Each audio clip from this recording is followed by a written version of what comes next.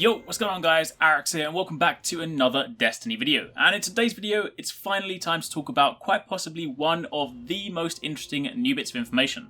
The reinvention of artifacts. Artifacts, as I'm sure you are all no doubt painfully aware, in their current state are little more than another checkbox on the light level survey, so to speak. While they have small bonuses, they're hardly worth shouting about and ultimately they just serve to drag down your light if you don't have a good enough one. But in Rise of Iron, that is all about to change.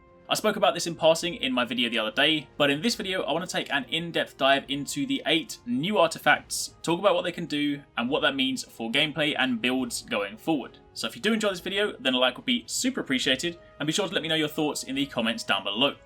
Now, super quickly, just to recap the article from the other day, there are 8 brand new artifacts in Rise of Iron. They're class agnostic, i.e. any class can use them, and each of these artifacts connect with one of the deceased Iron Lords.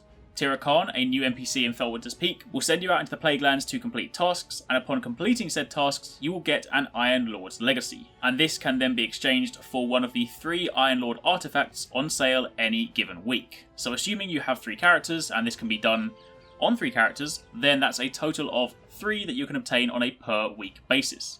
However, after obtaining it, you then have to attune the artifact, and this is done by visiting the Iron Lord throne room, and upon empowering the artifact, the flame is lit at the bottom of the corresponding Iron Lord statue, and your artifact is then ready to use. Each of these artifacts offers players a game-changing ability that will actually alter the way you play, so gone are the days of pointless artifacts with throwaway bonuses, enter the age of game-changing customization. And now that we have all of that out of the way, let's talk about these 8 different artifacts. First up, you have Memory of Felwinter. The great enigma of the Iron Lords, Felwinter was an Iron Lord with good intentions, but sometimes questionable and unusual ways of interacting with the light. The Warlock discovered the mountaintop retreat that would become the Iron Lord's home. His artifact offers the most dramatic gameplay modifier.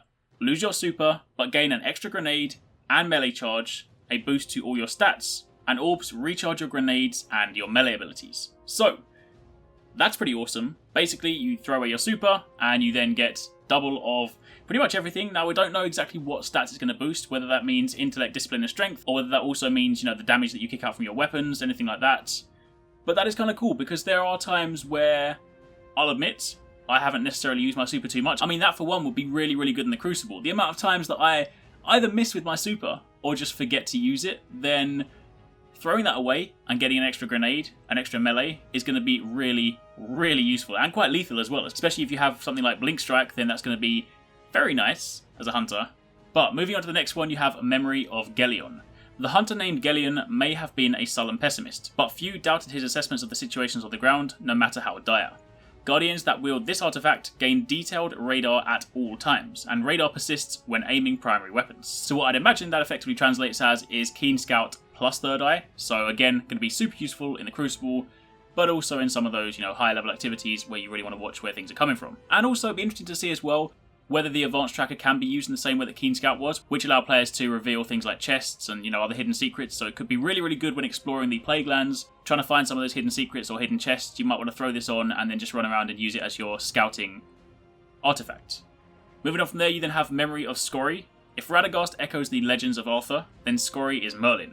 This legendary battle bard and warlock inspired her allies with songs and wisdom. Guardians who follow in her footsteps use her artifact to glow with inspiring light that speeds up super recharge for all nearby allies. Now that's really cool because that also extends the gameplay abilities to basically turn you into a support character, to a certain extent. I mean, obviously I would imagine it benefits you too, but that's really cool to have something where, by being in proximity to other people, because of course that Destiny doesn't necessarily abide by the standard holy trinity, so to speak, in these RPGs, like tank, healer and whatnot. But having something like this does of course mean that, you can stack up together, especially in high level activities, especially in the raid, where you might want to have your super. It might be really, really useful for a particular encounter. So if you can then throw this on and stand together, then I expect some really cool things from that. Also be interesting to see whether the effects stack. So whether you could have 4 people or a 6-man raid group all running with Memory of Scorri and then have it so that you effectively have almost infinite uptime on your super. I imagine it probably won't, because that would be massively broken, but also hilarious at the same time. Then moving over to Memory of Timon. Now this is one that I am super, super excited about. Creepy and misunderstood, Timon's warlock powers and demeanour almost recall those of controlling Necromancer.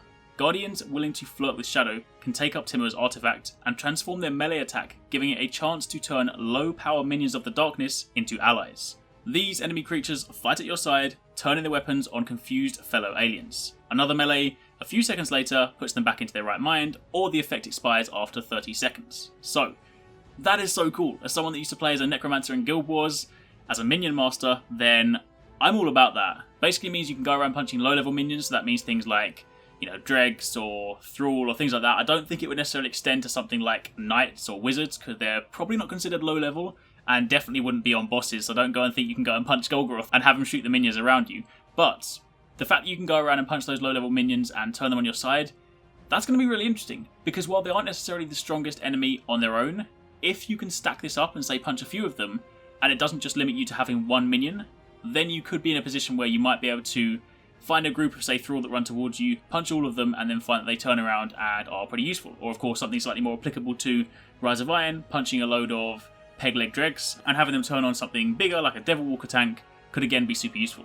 It is, however, going to be very interesting to see what they consider low-level minions, because some of those minions you can kill in one punch, so it's not going to be very useful if you kill your minion after turning him. Anyway, that's that one. Moving on to the next one, you have Memory of Radagast. Described as the first among equals, Radagast the Titan was the King Arthur of the group, and strode into battle with a mighty sword in hand. His artifact adds a new ability for sword-heavy weapons, letting you reflect energy-based projectiles, including everything from an Ogre's Blast to a Crucible opponent's rocket. So, basically it just turns your sword into a lightsaber. Let's just put it that way, because the fact that you can just deflect loads of energy projectiles means that any of those new Siva-infused red demonic-looking blasts, I would imagine you can deflect that.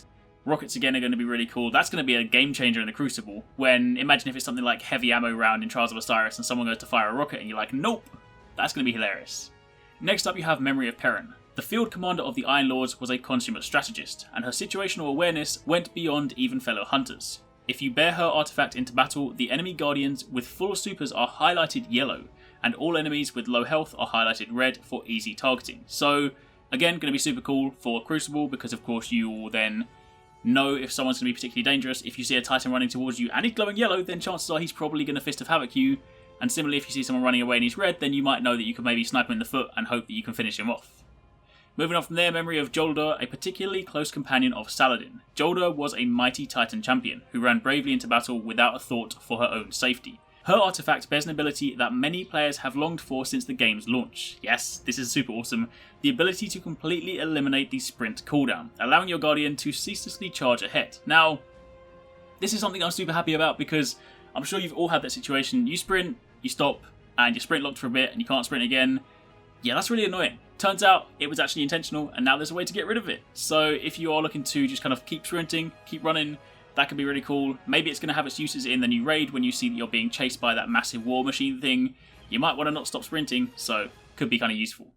Then moving over to the last one, or potentially the last one, Memory of Scylla. Scylla was proud, wrathful, and brilliant, and the architect of the Iron Temple that sits atop Felwinter's Peak. He was a defense-oriented Titan, always looking for a way to offer better protection. As such, his artifact provides a unique ward, the ability to dramatically reduce any damage inflicted through damage over time, i.e. DOT effects. It should be a welcome deterrent, especially since the infamous Thorn hand cannon is returning in Year 3. Yes, that's right. Thorn is coming back. I know I'm going to get a lot of hate for this one, but Thorn is one of my favourite weapons. I really like it. However, this is basically a counter to Thorn. Because it's coming back and everyone's going to be like, oh man, it's going to ruin the Crucible again. You just simply throw this on and it reduces damage over time effects. But I think it's fair to say that they didn't just bring this back to just counter Thorn. I would imagine that would probably imply there will be something like in the raid there might be a boss or an enemy that shoots you and they apply like damage over time. So you're probably going to want to think about having these in to maybe negate that. But either way, that is the 8th one. Now, in the Game Informer magazine, there is however a 9th slot. And it's followed by the Survivors ?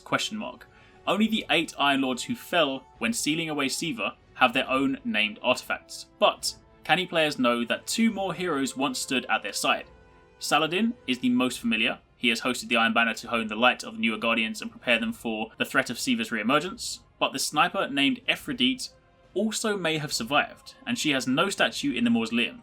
Bungie won't be waiting long before exploring the mystery of her disappearance. So it might well be that Arekkz is not dead, and that we actually have maybe like a quest to go and find her, which could be super cool.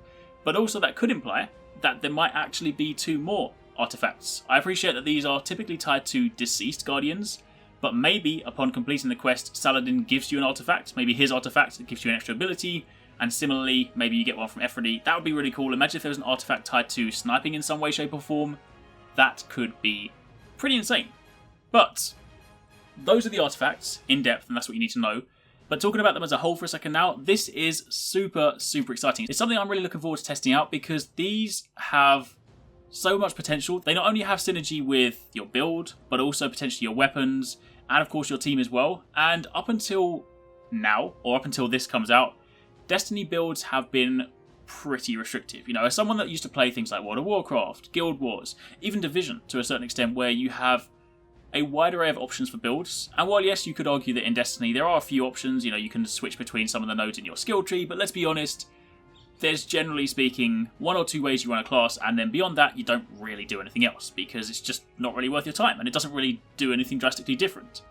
These, however, do suddenly lay the foundations for potential builds. I mean, you know, simple things like thinking about using the artifact that allows you to sprint, pair that with something like Peregrine Greaves, and pair it with, say, things that increase your movement speed. Or throw on something like the one that gives you double melee, double grenades, and you say like a Night Stalker, use your poison grenade. Suddenly you've got a lot more scope to control space and lock down the area with multiple poison grenades. Or on the flip side again, you could go and, you know, go full on defense, try and back up your team, you know, run a Defender Titan, with the ability to group people up and replenish their supers, so, you know, you have people stand inside your bubble, gain something like Weapons of Light, whilst also boosting their super. You know, the possibilities are endless, and this is something that really excites me, because as someone that likes theory crafting, someone that likes to kind of put together builds and things, then when Rise of Iron drops, I am super excited to get all of these, experiment with them, mess around, and potentially suggest and put together some videos on new builds that you could use in the game, which I am definitely looking forward to, because it's going to change the way that people play. Now, when you encounter someone in the Crucible, you're going to have to think, alright, I know what weapon they've got, I know what class they are, I know what subclass they are,